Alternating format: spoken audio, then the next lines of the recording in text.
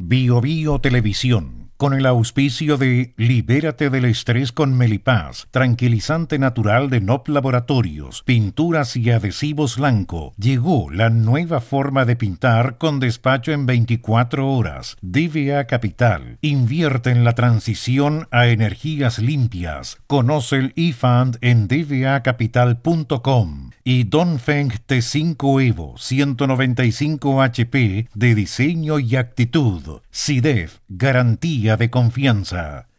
Presentan comentarios de Tomás Mochiati. Sabemos que la pelea contra el cambio climático se gana eliminando las emisiones de CO2. A partir de eso, creamos eFund, un fondo que invierte en las compañías que están liderando la electrificación del mundo. Invierte en eFund, sé parte del futuro eléctrico y sube los sentidos de tu inversión. El estrés y la ansiedad en estos tiempos es indudable. ¿Andas acelerado? ¿Sientes tu mente sobrepasada? ¿Te cuesta dormir bien? Para tranquilizarnos naturalmente, tenemos Melipaz, que calma la ansiedad, relaja y reduce el estrés. Libérate del estrés con Melipaz. Pide tu Melipaz en todas las farmacias del país y venta online con despacho a todo Chile.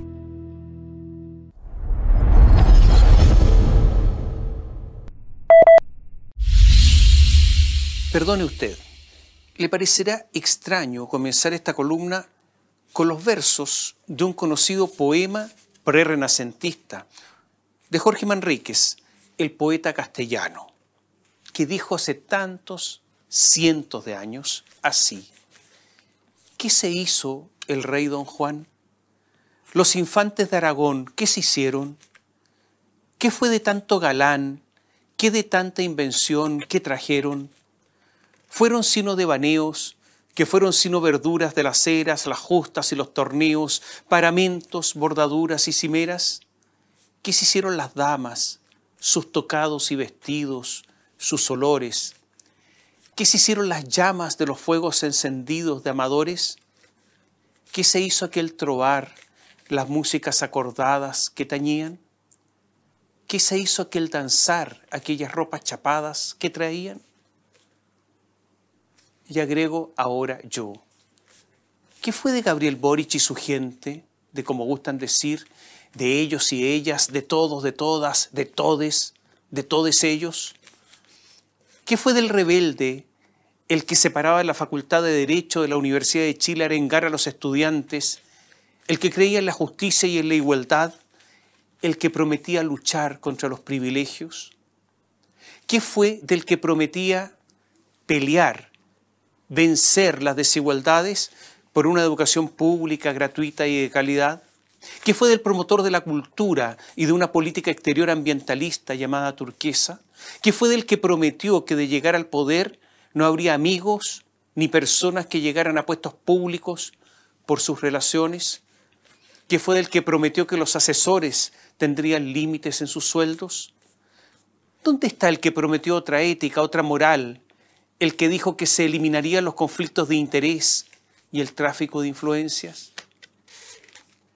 Pienso no en los que gobiernan, sino en los que les han permitido gobernar, en los que creyeron, en los que parece fueron engatusados.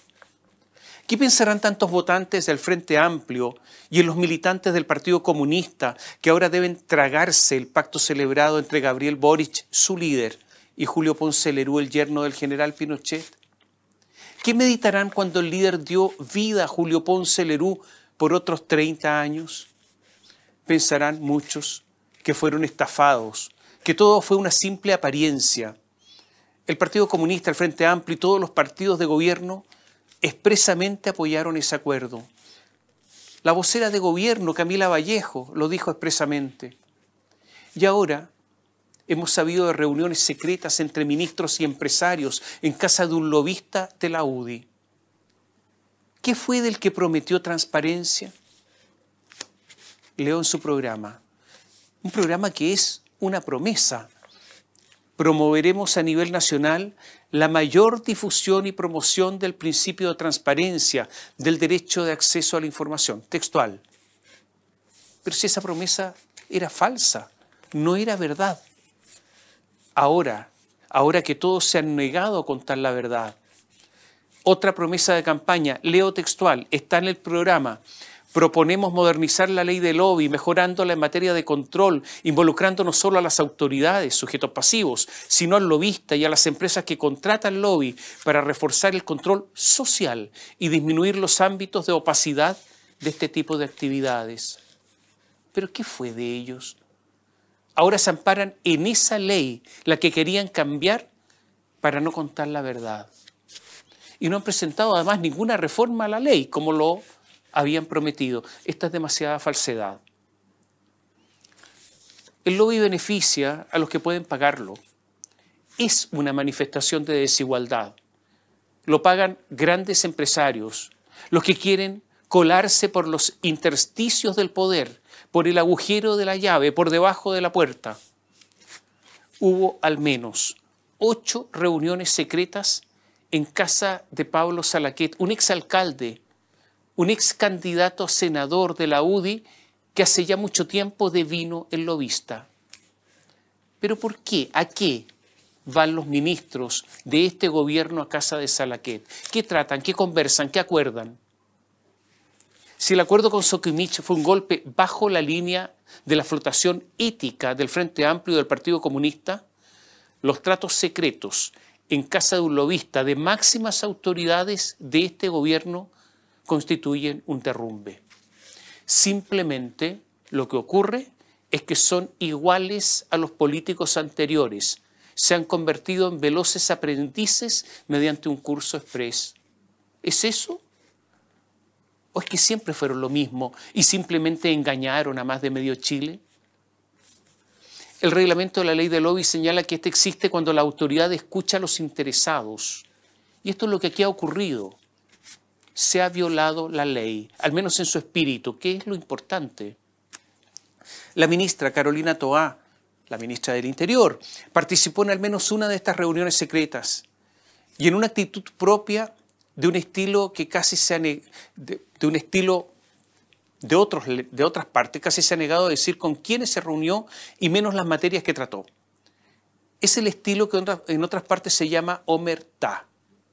Es la misma que cuando presidía el PPD recibió financiamiento de Julio Ponce, porque Soquimich era un militante corporativo del PPD. La ministra del Trabajo, Janet Jara, también participó en al menos una reunión. Ella también se ha negado a decir con quiénes se juntó y qué temas trataron. Hay fuentes que indican que fue con representantes de las AFP, secretismo total. Yo la verdad es que tenía una esperanza secreta, que como el presidente estuvo callado muchas horas, recordemos que el día jueves no fue a La Moneda y la explicación que se dio fue muy rara, dijo que no fue porque tenía reuniones privadas. Finalmente yo tenía la esperanza que hablara y que pusiera las cosas en su lugar, que dijera la verdad, que informara, que pidiera explicaciones a sus ministros y que llegado el caso los cambiara. Pero claro, era mucho pedir, porque en un burlón punto de prensa, con una barra brava atrás, estilo Daniel Ortega, solo respondió 3 preguntas, considerando que con eso debemos darnos por satisfechos. Naturalmente que se mantuvo el presidente Boric en el discurso oficial de que todo se ajustó a la ley y no hay nada más que decir. Y no solo dijo eso, dijo que él instruyó a sus ministros con todas las autorías para sacar adelante acuerdos. Textual. Gabriel Boric sabe que este no es el estándar que él prometió. Usted podrá estar de acuerdo o en desacuerdo con muchas políticas del gobierno o en lo que desean para el país, pero lo más básico y elemental, la transparencia que tanto han exigido a otros, en eso sí que podía haber un acuerdo transversal. La violación a esa promesa mínima es una decepción enorme, que raya con la condición humana más que política. Lo preguntamos en la semana y lo reiteramos. Esta es una pregunta a Gabriel Boric. Usted, presidente, usted, ¿se ha reunido con empresarios en casa del ministro Nicolás Grau? ¿El mismo que estuvo en reuniones secretas en la casa de Pablo Salaquet? ¿Y se ha reunido, presidente, con quiénes? ¿Para qué? ¿Quién citó la reunión? Pablo Salaquet, donde se reunieron estos ministros en su casa, Pablo Salaquet vive del lobby, se dedica a esto, de eso come, cobra por sus servicios. Ahora él ha dicho que no cobró por organizar estas comidas, que en ese momento, solo en ese momento, el de la comida, se transformó en un buen samaritano, en un hombre generoso, en un dadivoso que está dedicado a crear vínculos humanos, a crear confianza entre los seres humanos, una especie de haberse convertido en una especie de puente espiritual entre gente diversa. Pero quienes lo conocen están muy lejos de atribuirle esa capacidad. Hago preguntas, algunas, escuche. A Salaquet, pese a que él lo ha negado, yo hago la pregunta de nuevo. A Salaquet le pagó cada participante 100 unidades de fomento, a él o por interpósita persona. Las personas o empresas que participaron son sus clientes. Después de las comidas secretas, ¿se transformaron en sus clientes? Y hago más preguntas. Varios de los presentes o de las empresas que representan son clientes de otro lobista, Enrique Correa. ¿Hay vínculos comerciales, pagos, entre Enrique Correa y Pablo Salaquet? Espero haberme explicado bien con estas preguntas y sus connotaciones. Vuelvo a lo que dijo Gabriel Boric explicando las reuniones secretas y que lo mencioné hace algunos instantes. ¿Qué dijo el presidente? Lo voy a reiterar. Que instruyó a sus ministros con todas las autorías para sacar adelante acuerdos. Eso dijo explicando estas reuniones. Repito, dijo para lograr acuerdos. Pero, a ver, la lógica, ¿cómo se llega a acuerdos hablando del tiempo, de la meteorología, de las familias, o en general y no en particular? Porque esa es la explicación que han dado, que se habló de cosas generales. ¿Pero qué dice el presidente? Dice que instruyó a los ministros para llegar a acuerdos. ¿Qué significa llegar a acuerdos? Significa exponer, fijar posiciones, argumentar, contraargumentar, ceder, negociar para llegar a lo que el presidente pidió, acuerdos. Lo que hay acá es una confesión evidente, pública de Gabriel Boric.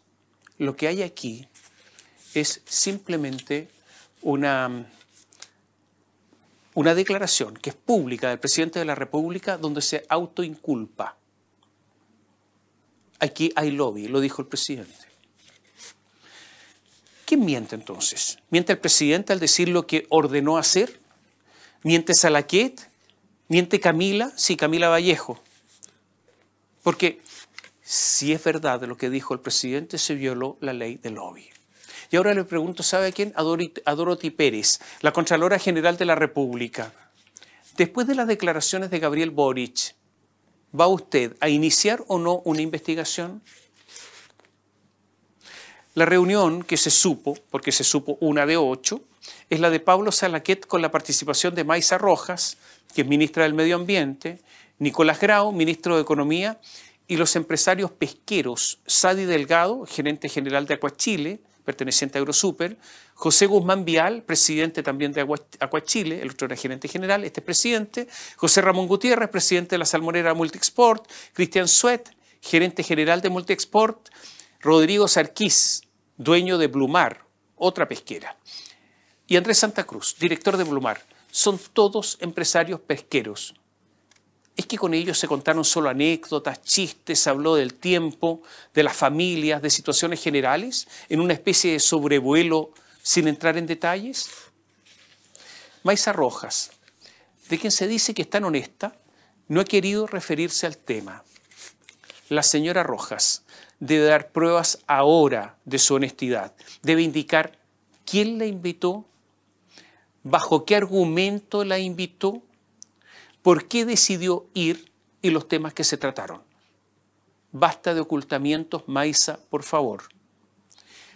El lobista ahora, por confesión devenido en altruista, Pablo Salaquet, ese señor estuvo investigado por facturas falsas en el financiamiento ilegal de su campaña senador por Santiago por la UDI.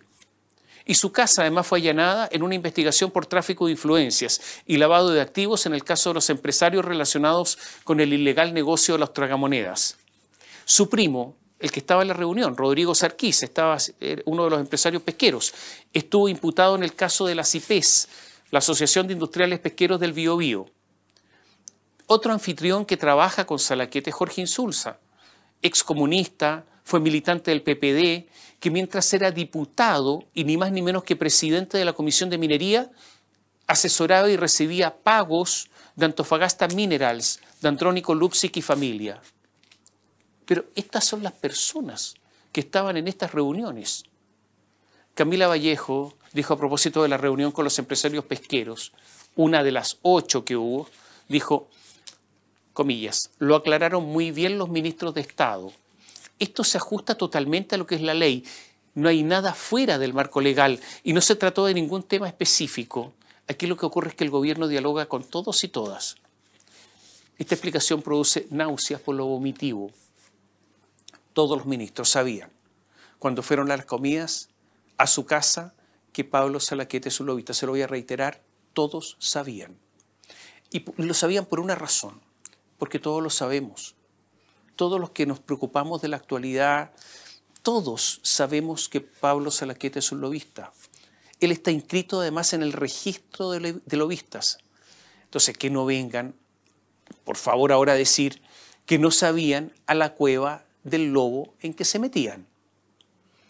Ahora sabemos que los ministros Nicolás Grau de Economía, Maysa Rojas de Medio Ambiente, lo contamos recién, Janet Jara de Trabajo, Partido Comunista, Esteban Valenzuela de Agricultura, Carolina Toá del Interior, PPD, y Alberto Van Claveren de Relaciones Exteriores tuvieron reuniones. Hay más nombres. Lo que pasa es que no los han dado a conocer. En el caso de Alberto Van Claveren, el canciller dice que se olvidó con quienes se reunió. O sea que se convirtió en un amnésico, que se convirtió en un olvidadizo, en un despistado, en un distraído. Este ministro se ha dicho, en forma torpe, por parte del ministerio tratando de explicar esto, que se habló sobre política exterior y seguramente respondió preguntas. Ahora, usted comprenderá que si hay empresarios que, por ejemplo, tienen negocios en Perú y habló sobre las relaciones entre Chile y Perú, eso les importa y constituye un privilegio respecto de otros que no escuchan ese tipo de cosas. Y ahora quiero hacer otra pregunta. Álvaro Elizalde, ministro de la Secretaría General de la Presidencia, socialista, y el senador de la UDI, Juan Antonio Coloma, ¿han participado en reuniones secretas con empresarios? ¿Sí o no? La reacción del Partido Socialista ha sido triste, pero eso no es de extrañar. Tienen relaciones aceitadas, antiguas, tienen experiencia en lo del lobby y tienen relaciones con el principal lobista de Chile, que es Enrique Correa. Ellos saben cómo es este mundo fétido. El PPD convertido en partido comparsa también es ducho en estas lides. Y en la derecha todo es silencio. Pablo Salaquet, el lobista, el anfitrión, es de la UDI. Y ellos tienen también personas cercanas dedicadas al lobby, como Cristina Vitar. Los empresarios tuvieron la reacción de siempre. Ricardo Mewes, presidente de la Confederación de la Producción y el Comercio, dijo que estas reuniones son necesarias para generar confianza. No han aprendido nada. El primer vicepresidente de la SOFOFA, se llama Óscar Arbún, también justificó todo esto. Ocurre que Óscar Arbún es un hombre del grupo Luksic, de Andrónico Luksic. Juan Sutil, otro presidente que fue presidente de la CPC, de la Confederación de la Producción y el Comercio, también justificó todo esto en una actitud lamentable. La reacción de la derecha ha transitado entre el silencio cómplice y tenues declaraciones. Los presidentes de partido, Javier Macaya, Rodrigo Galilea, Gloria Hood, se les escucha poco y nada. A los presidenciables, Evelyn Matei y José Antonio Cast, prácticamente nada. La derecha y el gran empresariado en esto unidos una vez más. Están los medios, porque grandes empresarios que tienen muchos intereses son dueños de medios de comunicación. La Tercera es de Álvaro Sayé, el Canal 13 de Andrónico Luksic, y la propiedad de esos medios en este caso se nota. Quienes hoy nos gobiernan, hoy, los que hoy están gobernando, son una élite que, como ha ocurrido tantas veces, intenta reemplazar a la élite de la generación anterior. Y en eso están, pese a sus promesas, con las mismas prácticas, los mismos mecanismos, en los mismos salones, con los mismos personajes, con un contubernio en que la periódica invocación al pueblo, a su representación, parece una mentira devenida en comedia. Y ahora es el momento de hacer otra petición. Que por favor no reclamen después que cuando venga un populista de izquierda o derecha, uno que diga al diablo con las instituciones, uno que diga que todos deben irse para la casa, que todos de una u otra manera son corruptos, aunque esa generalización sea injusta, que por favor ustedes no reclamen, los que han participado en todo esto. Porque Gabriel Boric, devenido en esta categoría de gobernante, y su gente que por favor no reclame. Lo mismo para la derecha y los grandes empresarios, porque no es lícito que reclamen los que crearon las circunstancias para que eso, lo del populismo, suceda. Y aquí otra petición, que si en algún momento los que hoy gobiernan vuelven a ser oposición, no vuelvan a convertirse en adalides de la moral, de la honestidad, de la responsabilidad, de la pureza. Si se trata de falsedades, con una oportunidad basta. Hay que creen por favor, otro discurso. Si de secretismo se trata, esta semana hubo otra muestra. El ministro de Educación, el militante del Partido Comunista Nicolás Cataldo, amenazó con sanciones denunciando a la superintendencia a 45 universidades si difunden los resultados de la prueba de acceso a la educación superior, la PAES. Esto se hizo por primera vez. Las universidades, con esta amenaza del ministro de Educación, Nicolás Cataldo, no pueden hacer análisis ni cruces de datos. O sea, ahora ya no se puede saber el rendimiento por zona geográfica, por nivel socioeconómico o por colegio. La generación que inició su carrera política en los colegios y las universidades, la generación que hoy nos gobierna, ahora censura con desparpajo a las universidades.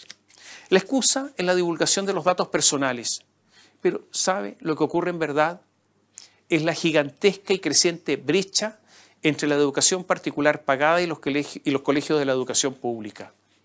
La reforma iniciada por Michelle Bachelet, bajo la égida de Nicolás Eizaguirre, el de los patines, muestra un fracaso enorme que golpea a los que ellos dijeron que iban a proteger, a mejorar, a beneficiar, o sea, a los niños más pobres. Entonces, lo que han inventado ahora es ocultar información. Las autoridades ahora en esto prefieren la opacidad. Peor aún, la subsecretaria Alejandra Urrutia dijo que buscará institucionalizar todo esto, o sea, dejar regulado el secretismo, la prohibición de que las universidades hagan rankings o ocupen los datos para hacer análisis públicos. Estos son los personajes que en su programa prometieron, reitero, transparencia. Ellos hablan de que se debe trabajar con datos anonimizados. El subsecretario de Educación Superior es uno de los impulsores de esta medida. Se llama Víctor Orellana. ¿Quién es este señor? Militante del Partido Comunes, el partido de Karina Oliva, el partido que debido a sus graves y reiterados incumplimientos, el CERVEL ha pedido la sanción más grave, su disolución. ¿Qué dijo el señor Orellana? Dijo que a él no le gustan las pruebas. Las notas no miden el mérito, dice. Comillas, soy de las personas escépticas respecto a la posibilidad de medir el mérito. No le gustan las pruebas. Otra de este compañero de ruta de Gabriel Boric recomendaba no aplicar el CIMSE para así orientar a las comunidades escolares a recuperar el sentido de construcción sociocultural de la educación por encima de los rendimientos formales estandarizados. Este es uno de los jefes. Estamos jodidos. El señor que funge de jefe de acceso a la información porque hay un jefe de acceso a la información. En la Subsecretaría de Educación se llama Omar Valdebenito y dijo que no habría acceso a la prensa y a los medios de comunicación de toda esta información. Esa es la instrucción que dio, textual. O sea, un oscuro funcionario que, como en las novelas, porque esto es digno de Orwell, dirige la Oficina de Acceso a la Información para impedir la información. Usted, los jóvenes, cualquier padre o madre tienen derecho a conocer estos datos. Y hace rato que no sabía de tal nivel de censura con otra vez un desprecio total a la prometida transparencia. Son las dictaduras las que ocultan los hechos para presentar apariencias de realidades. Francisco Leturia, abogado, expresidente del Consejo para la Transparencia, dijo que este es un error muy grosero, esta decisión del gobierno, un error muy grosero que no tiene justificación. Es una situación de altísimo interés público y conocer los análisis permite saber el estado de la situación en el país, las fortalezas y debilidades, dónde están, en qué grupos, y por lo mismo siempre se ha permitido hacer este análisis. Eso hasta ahora, hasta la decisión del gobierno. Este es el gobierno, ustedes recordarán, que organizó la Comisión contra la Desinformación. Y ahora la opción que ellos tienen es la de censurar.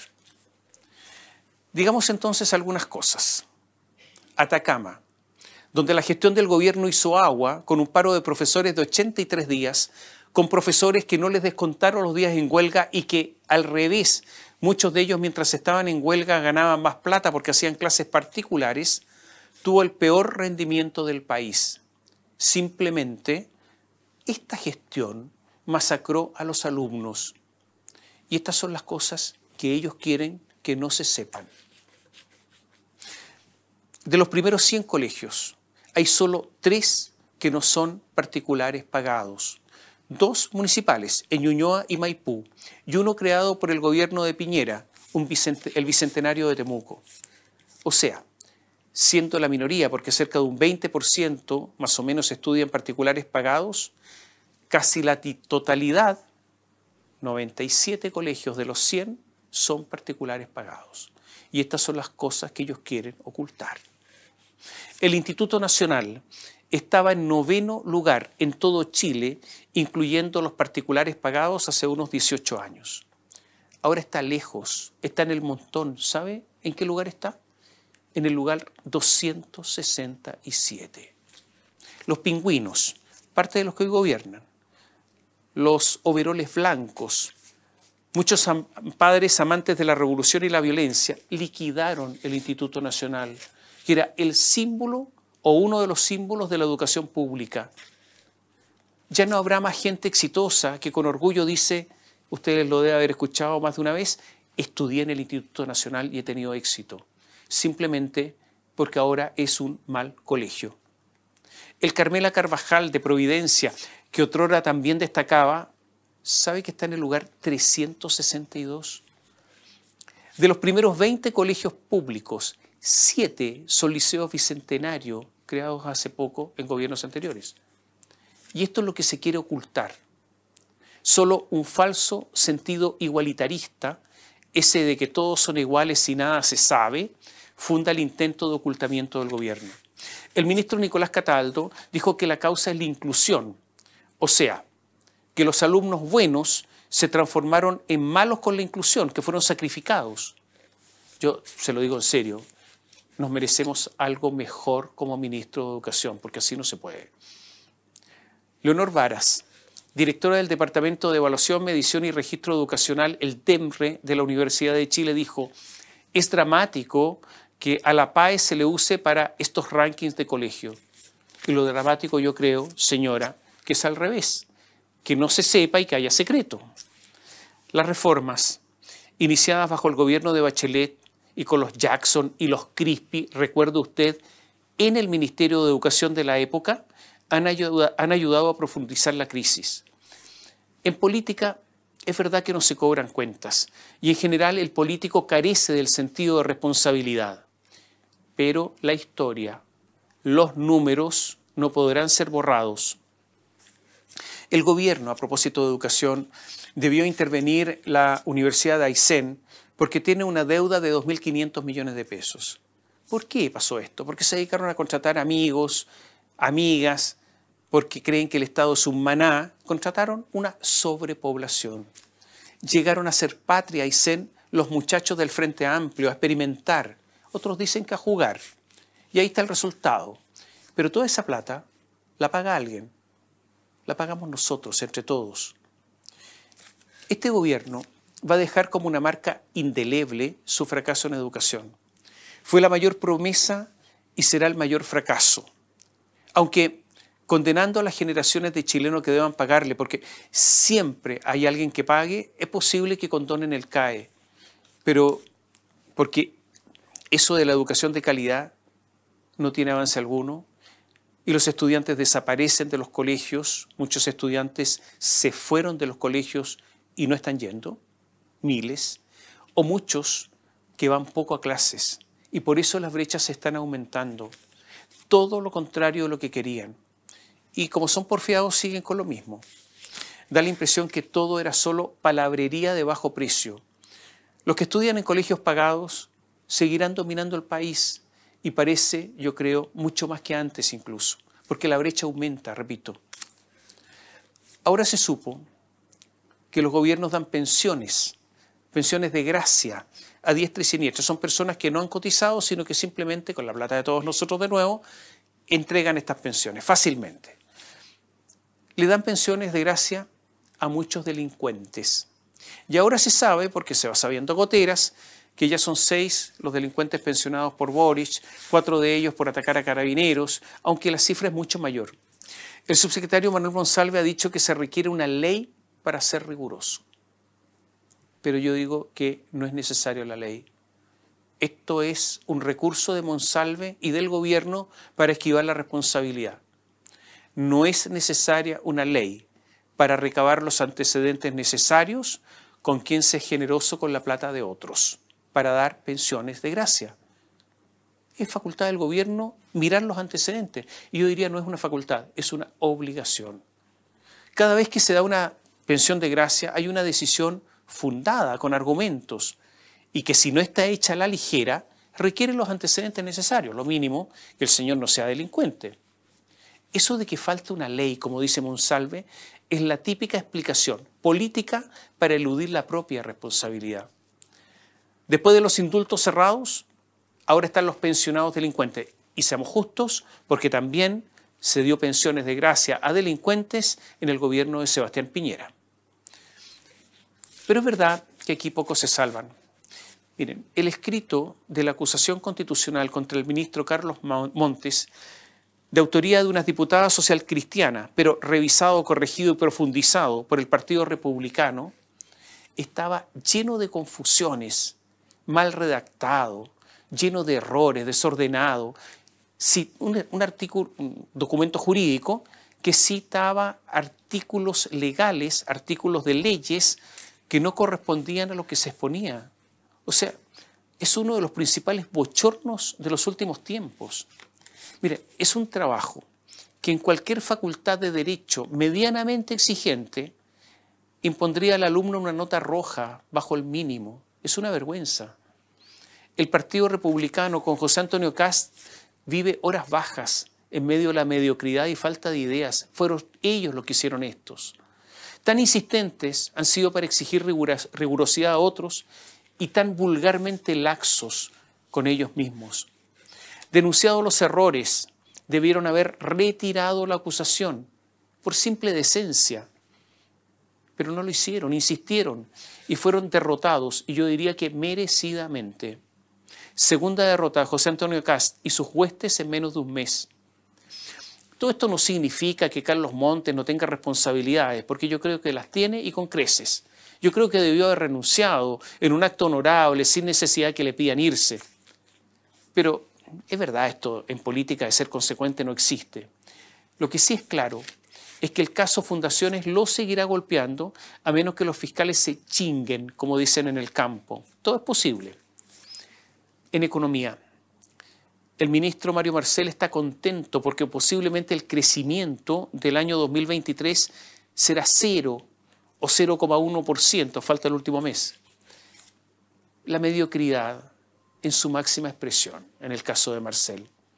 Sus cifras eran más optimistas cuando terminaba el primer semestre del año pasado.